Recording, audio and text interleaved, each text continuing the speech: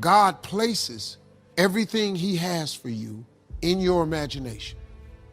So if you've been dreaming of your own business, if you've been dreaming of a summer home, it's because that's what he got for you. He places everything he has for you in your imagination. And then to quit worrying about how to get it done. The how-to is none of your business. The Bible say, ask, believe, receive. Now you got to be willing to work, but he don't require you to figure it out. The how-to is none of your business. We all have promises we're standing on. It's easy to believe it first, but what happens when nothing is improving? Before the promise comes to pass, you have to go from I believe to I still believe. You're not discouraged by how long it's taking. You know God is still on the throne. What he promised is on the way. God is looking for I still believe people. All the facts say it's impossible. Your attitude is, that's okay. God can do the impossible. Maybe you tried to accomplish a dream, but no doors opened. That's all a part of the process. God didn't give you the dream and not have a way to bring it to pass. God didn't change his mind. He just needs some I still believe faith. Don't get talked out of your dreams. The negative chatter, the people who don't believe in you, the environment you were raised in is not going to stop your destiny. Your time is coming. It's not too late. What God put in your heart is still on the way. God has a win. He's not making this up as he goes. He's not just responding to your moves, your attitudes, and the things your friends say about you. You are not at the mercy of your detractors. You are only at the mercy of the timing of God. God has a watch and a timer is on it, and it's already set. Everything is on schedule. Don't worry about your purpose. Worry about your season. Because when you get in your season, your purpose will be clear. Now, here's what we know. That people don't do what they know in life, but what they do is they operate within the context of the vision they have of themselves.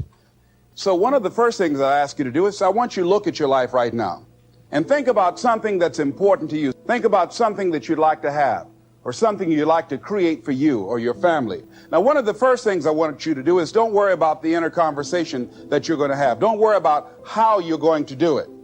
That's going to come. You will find the way. You'll become the kind of person that can attract the people, the resources, in order to make that become reality. But I want you to be mindful of your inner conversation. I remember once I was sitting in an audience and Zig Ziglar, he was giving a speech. And within myself, I said, I can do that. And I leaned over to the guy next to me. I said, how much do they pay him to do that? And he said, $5,000. I said, I know I can do that. And then on the way home, when I was driving back to Miami, Florida, my inner conversation kicked in. And it said, Les Brown, you can't do that. You don't have a college education. You don't have the money. You don't have the contacts. What makes you think that you can make more in 1 hour talking than you've made working for a whole month?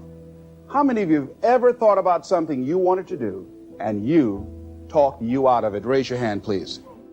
The wealthiest place on the planet is the graveyard.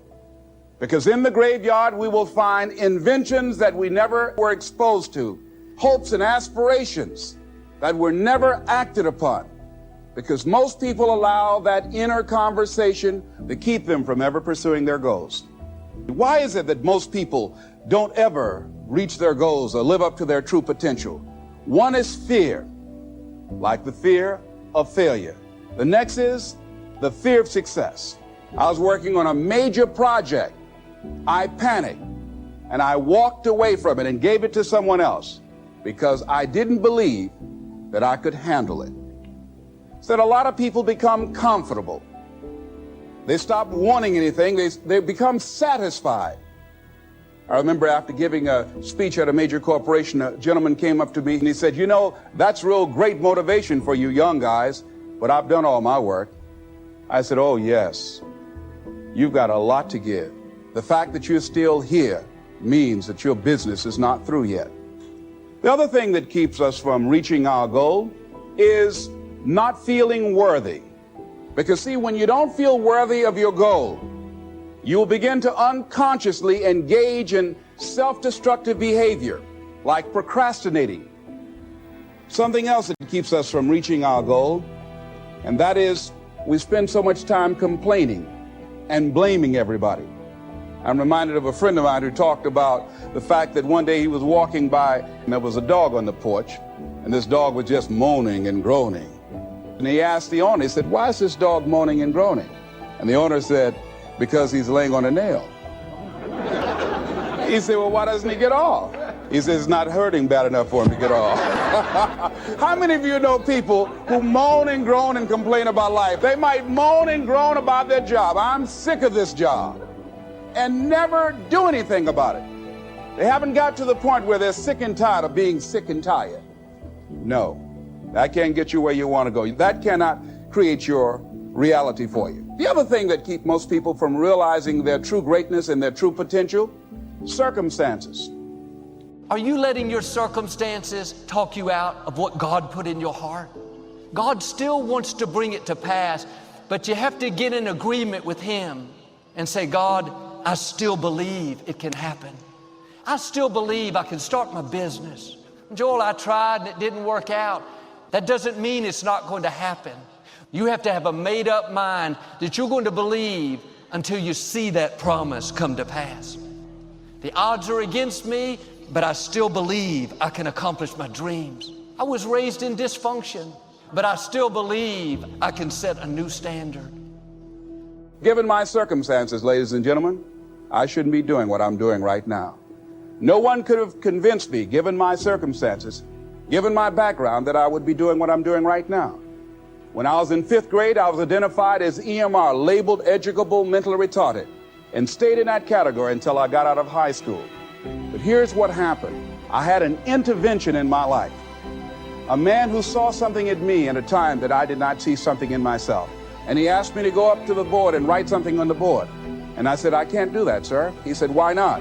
I said, "Go up to the board and write what I'm about to tell you." I said, "I can't do that, sir." "Why not?" "I'm educable mentally retarded."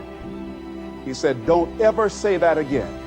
Someone's opinion of you does not have to become your reality. That once a person's mind is expanded with an idea, it can never be satisfied to going back to where it was. Some of you are going to go back and look at your dreams and brush them off. Whatever goal that you have in mind, I want that to be a goal that will challenge you. What is it that you looked at some point in time and you decided that you couldn't do it? Bring it back out there. How you're going to do it? That will come to you in due time. See, you don't get in life what you want, ladies and gentlemen. You get in life what you are. You've got to begin to take a look at your life and look at where are you right now? What gives your life a sense of fulfillment, a sense of joy? What is it that you could love doing 7 days a week? In all the areas of your life, your professional life, your personal life, your family life.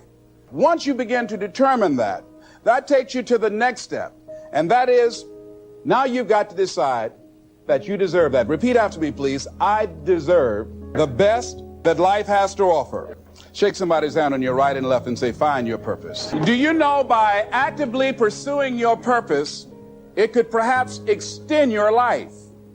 The number one killer of all the diseases we have, heart disease. The truth of the matter is that the majority of people suffer their first major heart attack on Monday morning between 8 a.m. and 9 a.m. People getting ready to go to jobs that they don't like. You see, when you're not pursuing your goal, you are literally committing spiritual suicide.